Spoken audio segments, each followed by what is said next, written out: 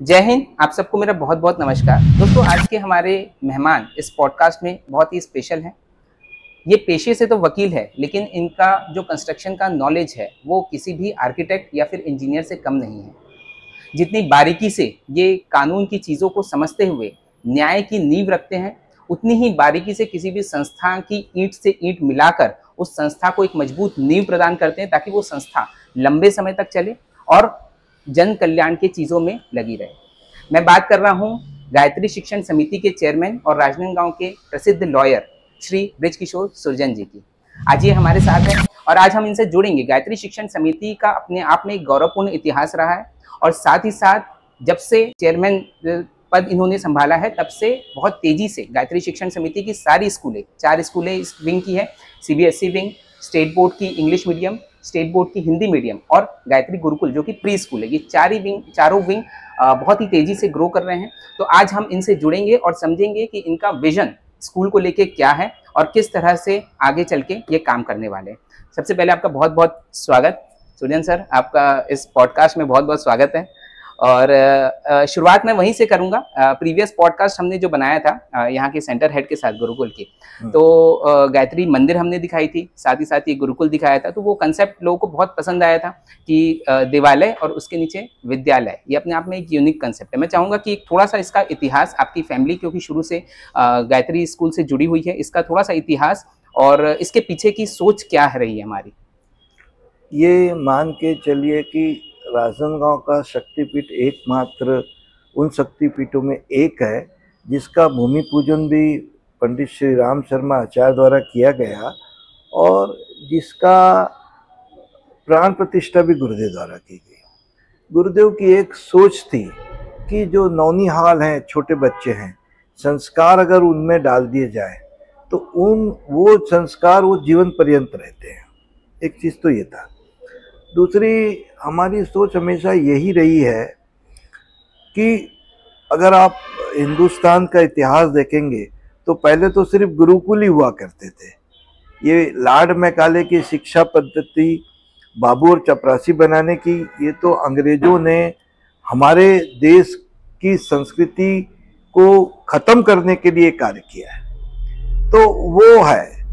अब तीसरी चीज़ ये हो गई है कि आज हर माँ बाप यही चाहते हैं कि उसका बच्चा जो है संस्कारी बने, उसका बच्चा ऐसा बने जो आगे की पीढ़ी को, व्यवसाय को, राष्ट्र को, देश को लेके चल सके। इसी सोच से है। तो चूंकि शहर के भीतर एक बहुत 1980 में ज़मीन अलॉट हुई थी, सरकार के सहयोग से अलॉट हुई है, इसमें बना हुआ था। फिर 81-82 में इसका प्राण प्रतिष्ठा हुई। फिर उसके बाद 82 के बाद यहाँ पे यही जो बेसमेंट आप इसका निर्माण उस वक्त किया गया। पहले तो भर दिया था, फिर सबको लगा कि तो इसको खाली करके यहाँ एक स्कूल डाला गया। 12 बच्चों का स्कूल था। उसमें मेरी मदर श्रीमती राजा देवी सुरजन, कमला देवी राठी और सावित्री देवी मुंदड़ा, ऐसा करके, और एक झा बहन जी थी। ऐसे 4-5 लोगों ने मिलकर इस चीज़ को किया। 12 बच्चों से चालू हुआ। करते करते एक जमाना आया जब यशवंत भाई इसको संभाला करते थे। उस वक्त हिंदी और इंग्लिश मिला के 450 बच्चे पढ़ते थे। उसके बाद जब ये वापस से इसका पुनर्निर्माण हुआ तो पुनर्निर्माण के वक्त में ये आया कि भाई ठीक है, वो स्कूल यहाँ की बंद हो गई। निर्माण होने के बाद वापस से, जैसा कि आप ये देख रहे हैं और इसके पैरेलल उधर और है, अब ये हमने एक प्ले स्कूल बच्चों का, क्योंकि एक तो शहर के भीतर बच्चों का प्ले स्कूल होने से एक फ़ायदा ये है कि जो दादा हैं, जो दादी हैं, जो बच्चों को, पोतों को प्यार करते, स्नेह करते हैं, वो बड़ी आसानी के साथ यहाँ छोड़ देते हैं। माएँ बड़ी आसानी से छोड़ देती है, ले देती है। और यहाँ पे एक मॉरल एजुकेशन को लेके, संस्कारों को लेकर यहाँ टोटल उसी पे करना है कि बच्चा गायत्री मंत्र भी आवे, बच्चे को महामृत्युंजय मंत्र भी आवे, उसको सारी हनुमान चालीसा भी आवे करते करते। क्योंकि वो जो चीज़ है, ये जो संस्कार उस बच्चे को जो बचपन से आप डालते हैं, वही संस्कार उसको बड़े होने के लिए और एक सक्षम नागरिक बनाने के लिए, एक राष्ट्र की सेवा के लिए वो एक वैसायिक सेवा, क्योंकि मैं मान के चलता हूँ आज की दुनिया में सिर्फ एक ही चीज रह गई है कि जिस व्यक्ति का जो कार्य है अगर वो ईमानदारी से करे तो भी वो राष्ट्र की सेवा है। जैसे एक छोटा सा है, डॉक्टर अपना कार्य ईमानदारी से अगर करता है तो आप मान के चलिए कि आपको टेंशन नहीं है। आपको टेंशन नहीं है तो आपका पेशेंट भी अच्छा होगा, सकुशल होगा, और आप भी थैंक्स टू गॉड बोलेंगे। तो जिम्मेदारी का एहसास दिलाना, कार्यों को ईमानदारी से करना, परिवार को ईमानदारी से लेके चलना, सबको इज्जत देना, रिस्पेक्ट देना, संस्कारों पे चलना, इन सब चीजों के लिए जिसको गुरुदेव ने हमेशा कहा कि मानव को महामानव बनाने का ये मेरा कारखाना है, ये गुरुदेव की सोच है, ये गुरुदेव का सब कार्य है। तो ऑल अबाउट पंडित श्री राम शर्मा आचार्य, हम उनके एक बहुत छोटे से शिष्य हैं। गुरुदेव के जितने विचार हैं उन विचारों को लेकर उनके जितने भी प्रोजेक्ट वो काम करते हैं, गुरुदेव का साथ जो रहता है उसी से राष्ट्र का विकास हो रहा है। और हमको खुशी है कि हमारे पंडित श्री राम शर्मा आचार्य जैसे हमारे गुरु हैं।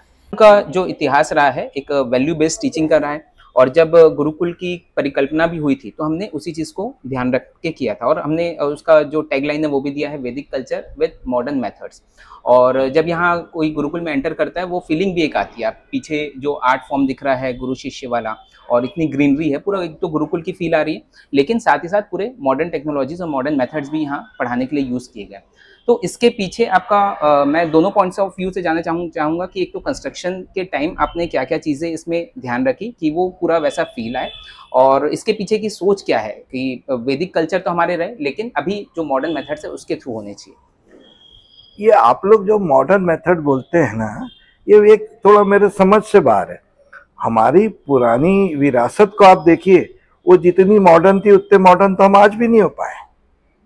आप नालंदा यूनिवर्सिटी को अगर देखते हैं, आप हमारे यहाँ के मंदिरों को देखिए पुराने, आप हमारे पुराने गुरुकुल को देखिए, वो जितने मॉडर्न थे। और आर्यभट्ट की जब बात हम करते हैं, आज हमारे हनुमान चालीसा में लिखा हुआ है कि यहाँ से सूरज की दूरी कितनी है। ठीक बात है। हाँ। आप लोग ये मॉडर्न व्हाट इज मॉडर्न? अरे वो मॉडर्न शब्द नहीं था, वो हिंदुस्तानी है।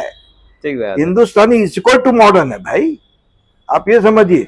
तो ये तो मैं नहीं मानता कि कोई मॉडर्न हमने वेस्ट से लिया, हमने कुछ वेस्ट से लिया। वेस्ट इज वेस्ट, मैं आपको बहुत क्लियर बोलता हूँ। हमारे मैं जितनी भी आपको एक बात बोलता हूँ कि हमारे यहाँ एक चलता है वास्तुशास्त्र। तो जो वास्तुशास्त्र है वो पूरा वैज्ञानिक है। वो वास्तुशास्त्र ये बोलता है कि हवा का दबाव किधर रहेगा, हवा का चलाव किधर से रहेगा और किस तरह से होता है। वो वास्तु आजकल की मॉडर्न डिजाइन में आड़ा तिरछा ये वो करते, उसको आप लोग डिजाइन बोलते हो। वास्तुशास्त्र एक ही चीज बोलता है, हर चीज स्क्वायरी होना, चीजों का वेस्ट नहीं होना।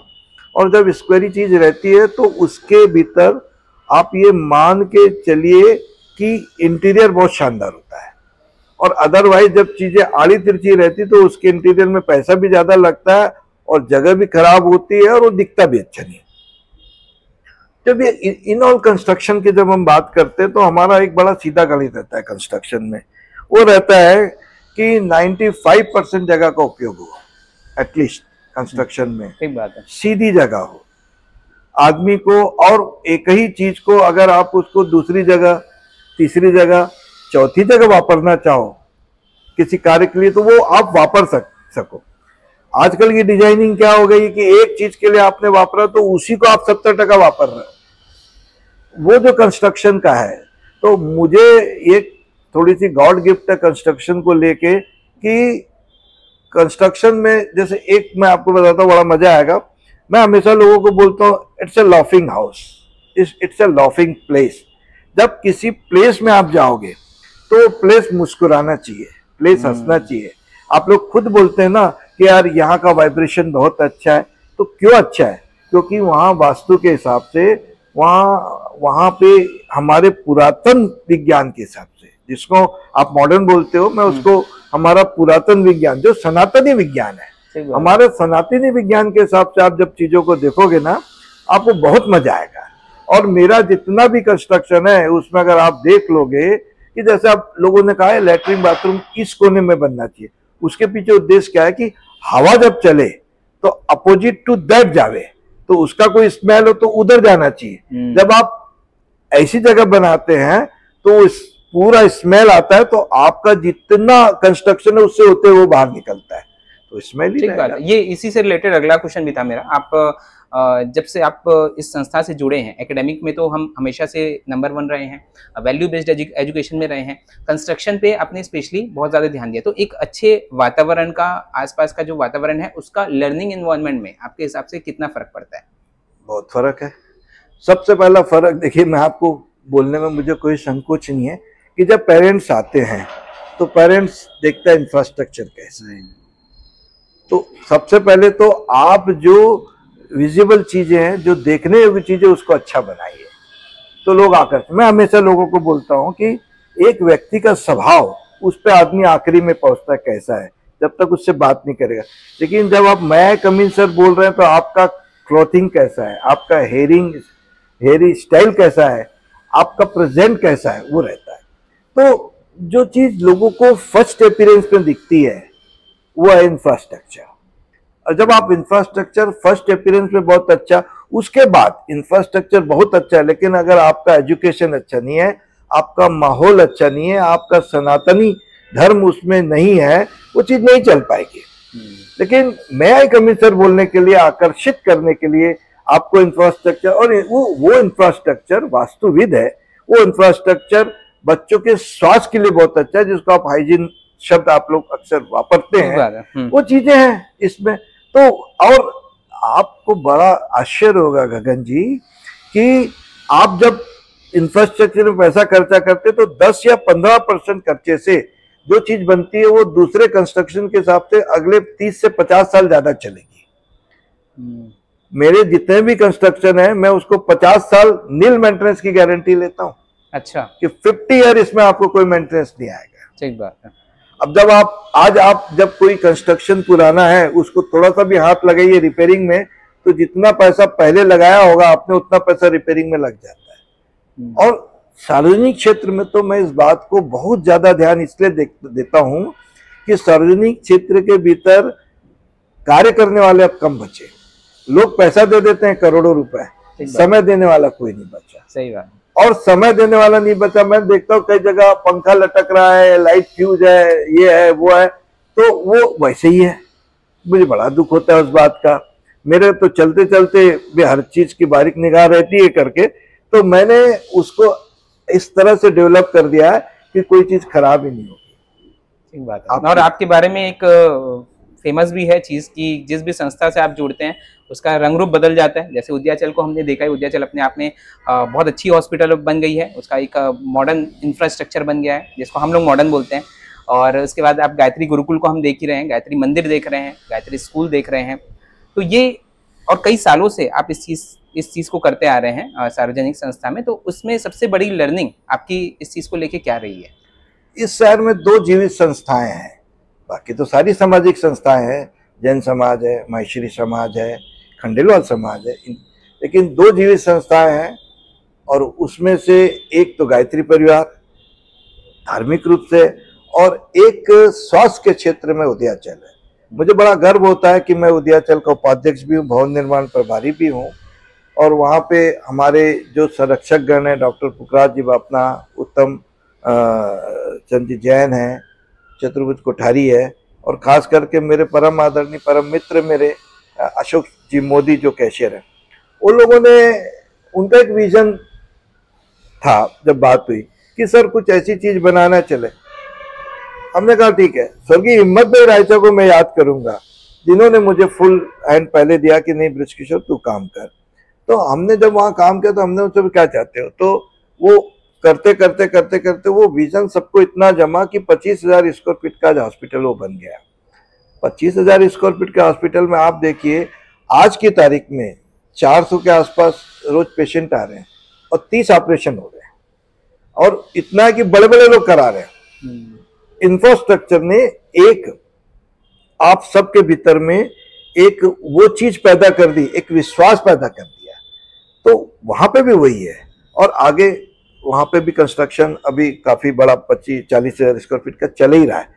जब गायत्री की बात आती है तो गायत्री तो आप मान के चलिए कि मेरा जन्म जो है गायत्री के बीच में ही हुआ है। मैं गायत्री को लेके इतना ज्यादा पॉजिटिव हूं कि मैं आपको कुछ बोल नहीं सकता। सही बात है।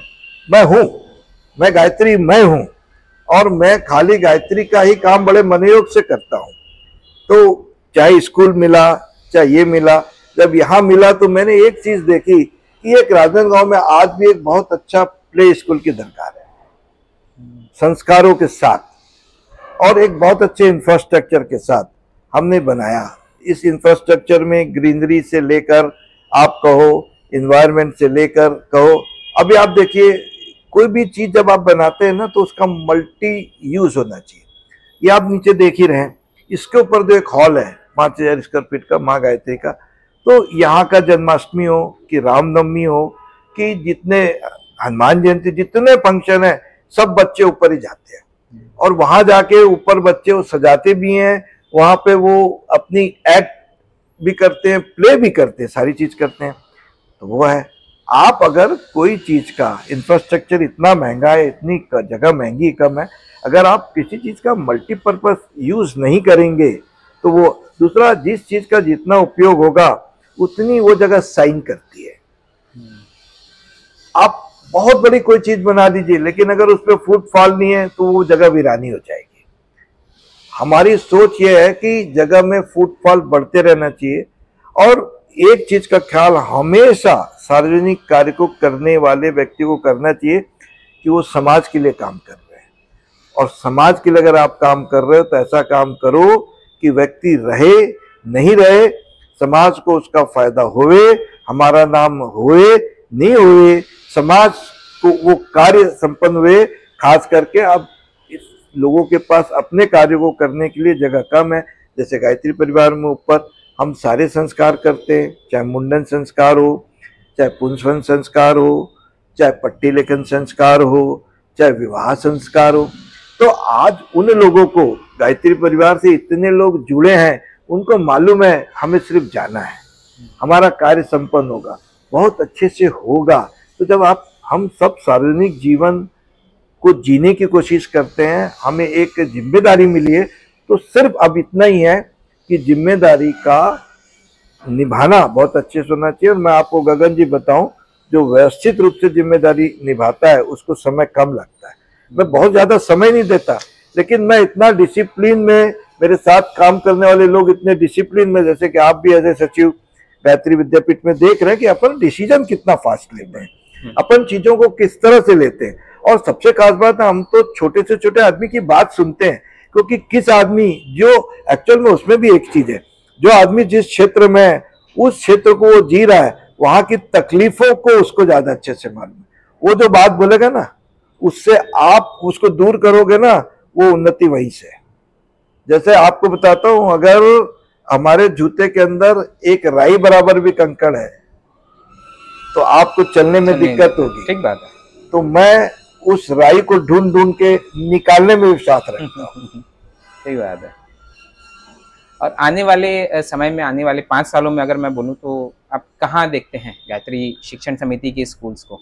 देखिए, सबसे खास बात मैं आपको आपके इस पॉडकास्ट के हिसाब से बताना चाहता हूँ कि it's a non profitable making school.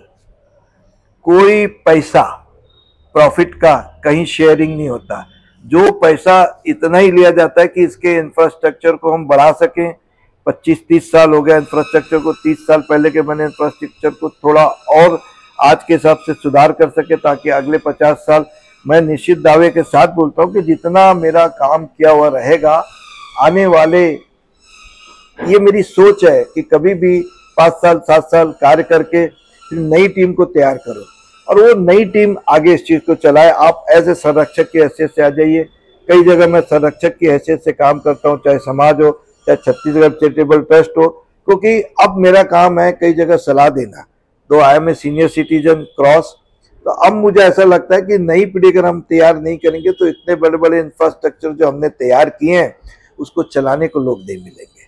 तो ये भी हमें सोचना है किस संस्था को कब अटेंड करना, किस संस्था को कब छोड़ना, किन लोगों को आप आगे बढ़ाना और आगे बढ़ा के किस तरह से चलाना।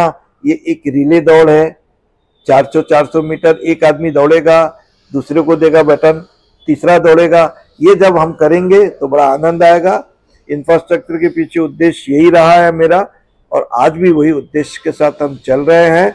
और हमें भी ऐसा लगता है कि इस समाज को, खासकर मैं राजनांदगांव से बहुत मोहब्बत करता हूँ कि मैं राजनांदगांव में पैदा हुआ, मेरा इंटायर एजुकेशन राजनांदगांव में हुआ, मुझे कभी बाहर जाने का काम नहीं पड़ा। तो इस शहर की उन्नति के लिए मैं चाहता हूँ, it's a gateway of Chhattisgarh.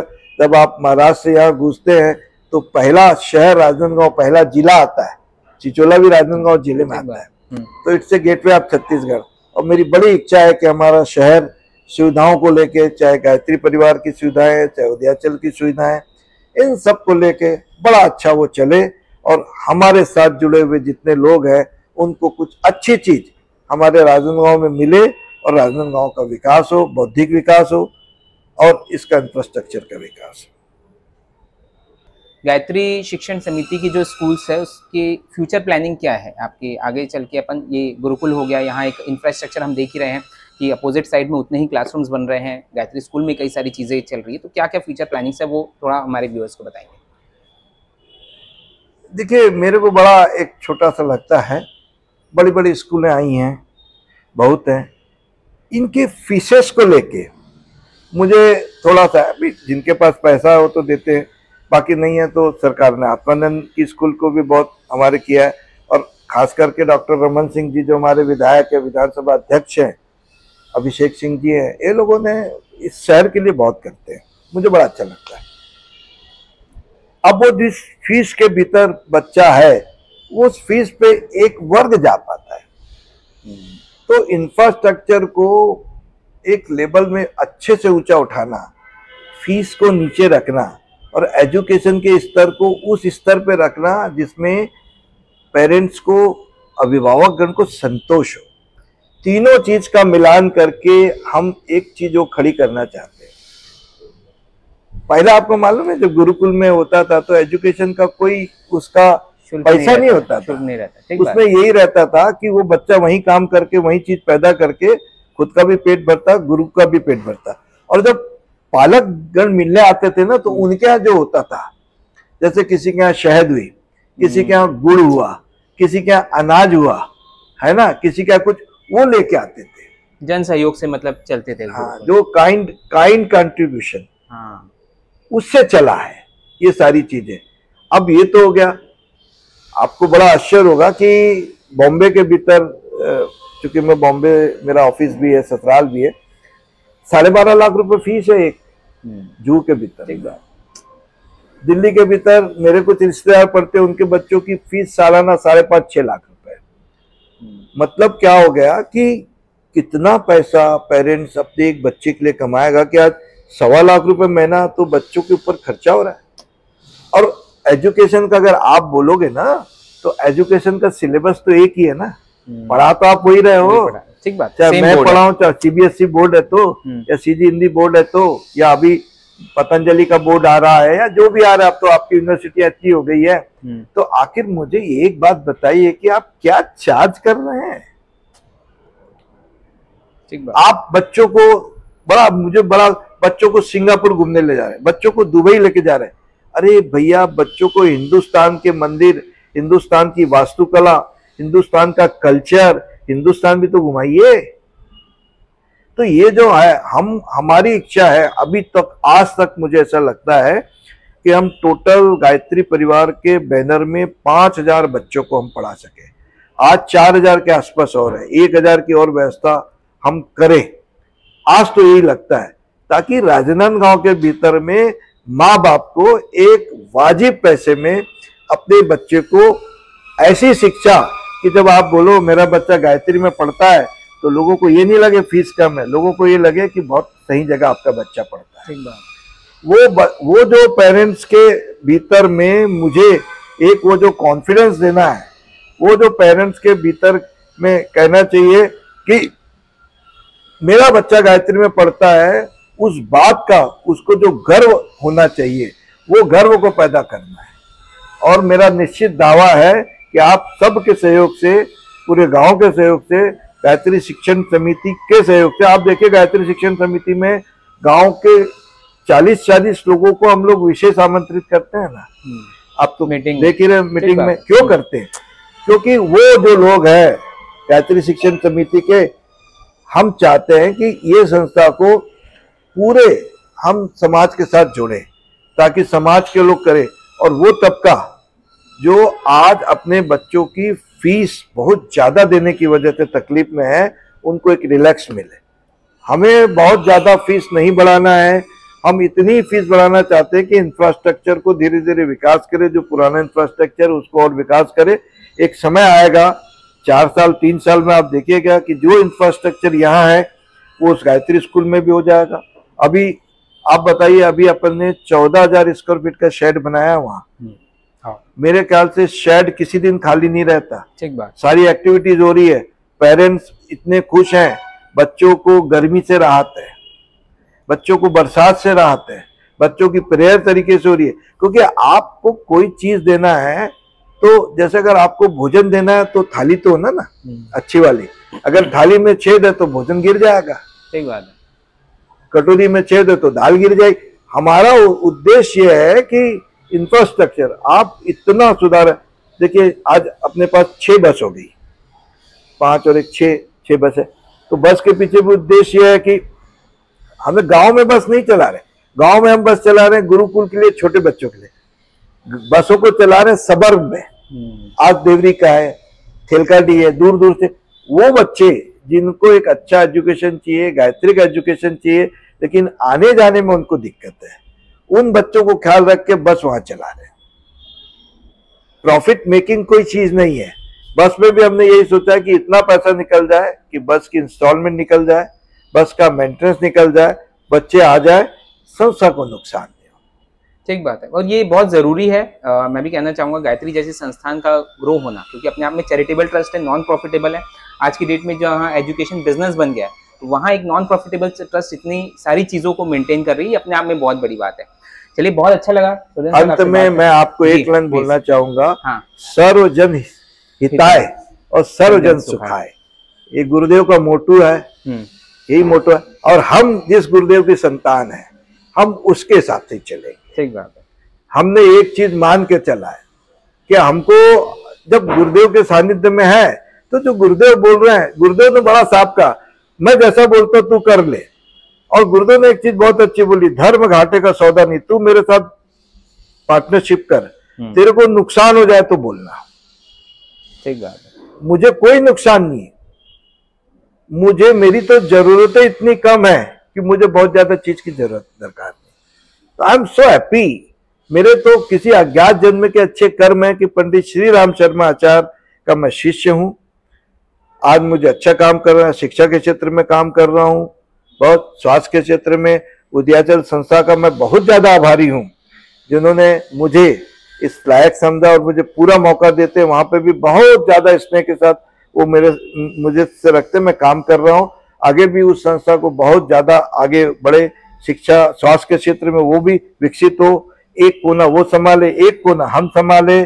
समाज हमारा है, हम आज माहेश्वरी समाज के मतलब है महेश भगवान के हम वंशज हैं, महेश के हम संतानें हैं। तो समाज महेश समाज आप समझ ही सकते हैं, आप खुद माहेश्वरी है कि सभी जगह जितने माहेश्वरी हैं उन्होंने अपने अपने क्षेत्र में विचारों को लेकर एक विशेष जगह बनाई है। सभी के पास है, लेकिन हाँ माहेश्वरियों को लो तो मानव जीवन है, बहुत अच्छा जीवन है। इस जीवन का हर पल उपयोग आ जाए और आनंद के साथ आए, बगैर तनाव के साथ काम हुए, लोगों के सुख के लिए काम हुए, इसी आशा के साथ हम लोग कर रहे हैं। प्रभु जब तक कराएगा, गुरुदेव जब तक कराएंगे, तब तक हम इस कामों को करेंगे। मुझे बहुत खुशी है आज आपने समय दिया, मुझे इस लायक समझा कि आप कुछ, मैं तो इसे कोई इंटरव्यू नहीं समझता, ये गोष्ठी है। हाँ, क्योंकि हमने डिस्कशन गोष्ठी है, हमने समाज के प्रति एक गोष्ठी की है कि भाई समाज में अपने को क्या करना चाहिए, क्या करना चाहिए।